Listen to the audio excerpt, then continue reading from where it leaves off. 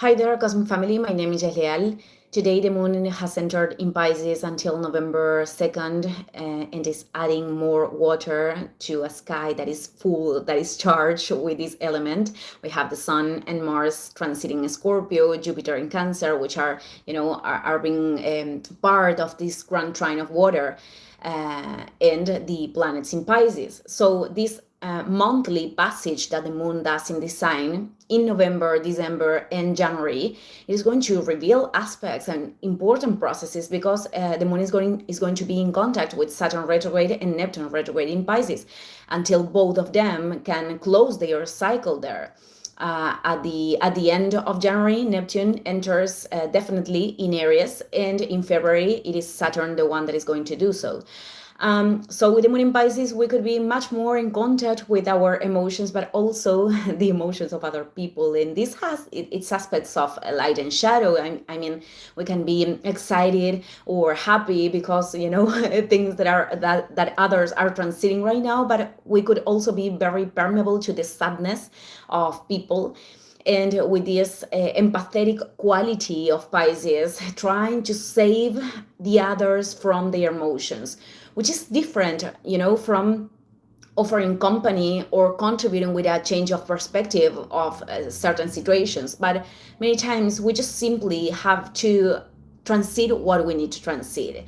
And what happens, it is something that I've been repeating a lot these days. This grand trine of water that we have in the sky is a very fluid configuration for emotional processes to deepen in us, in the sense that if something is removing an uncomfortable emotion, this configuration makes easier if we choose to do so, going inwards and identifying what we need to transform certain states and to feel that we are actually navigating those waves, remembering of our essence and growing the process. This is the potential of this figure.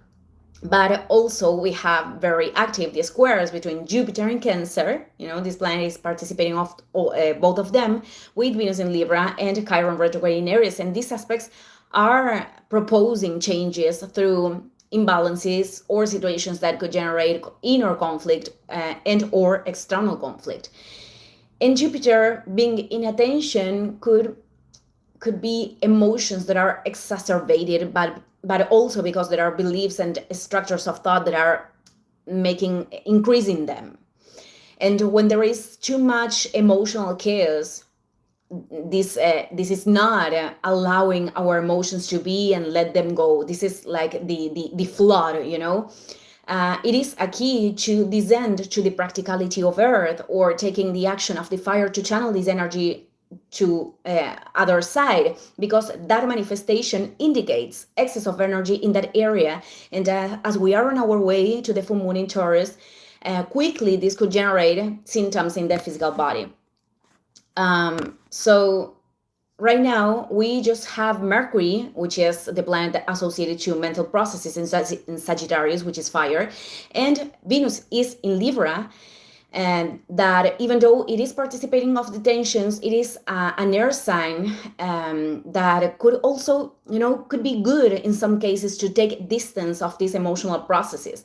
There the mind can collaborate. But in other cases, as many things could be removing right now, one of the shadows of Jupiter is to seek for immediate satisfaction, to not deal with the uncomfortable, like a distraction, like something that we are associating with fun. And as it is in Cancer, well, could also be linked with eating sweets, or something that we linked with protection, but perhaps it is not a habit or a situation that truly brings expansion, but it is a patch that is not going to contribute in the long term.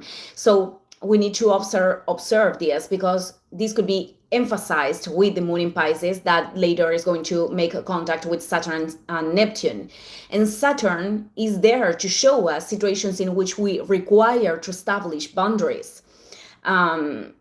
Perhaps sometimes through external experiences that could bring frustration. And Neptune is inviting us to connect with our Ving, with this intuitive dimension, with what that is transmitting. But if we are in resistance of what that inner voice is indicating, this means in denial, The Neptune could be expressed in escapism of reality, apathy, sadness for the dreams that are not manifested yet, the perception of negativity and difficulty, which is also the shadow of Saturn, and self-exigency, excessive self-exigency. Sorry, this means that to descend this concept to Earth. This means that if the soul internally is revealing that perhaps there is a decision that we need to implement in reality, but for emotional attachments or certain conditionings, we are resisting that. The energy not channeled is going to be expressed anyways. And it is turning in discomfort because that inner imbalance is a way of manifestation of the soul, so we can decide to generate changes. And to close the video of today, it is a short reflection. Many of these changes that we have to end up integrating in the next months with Saturn and Neptune have to do with circumstances in which we need to learn to put those boundaries, to not be in charge the processes of other people when they don't correspond to us, having to transcend guilty in many cases, because that way of giving, it is very related to a perception that we are good people. When we are giving in an unlimited way, for our society, it has been for so long. I think right now this is changing. This has been related with being a good person, but truly that doesn't allow us to develop ourselves in aspects of our life. And also, we are preventing other people from growing too, or vice versa. It is also important to recognize when we have established a dynamic of dependency with something or someone or whatever thing, because there is a great fear of assuming certain responsibilities alone and trusting in our own capacities. I'm going to close this video here. Thank you, everyone. See you in the next one. Ciao, ciao.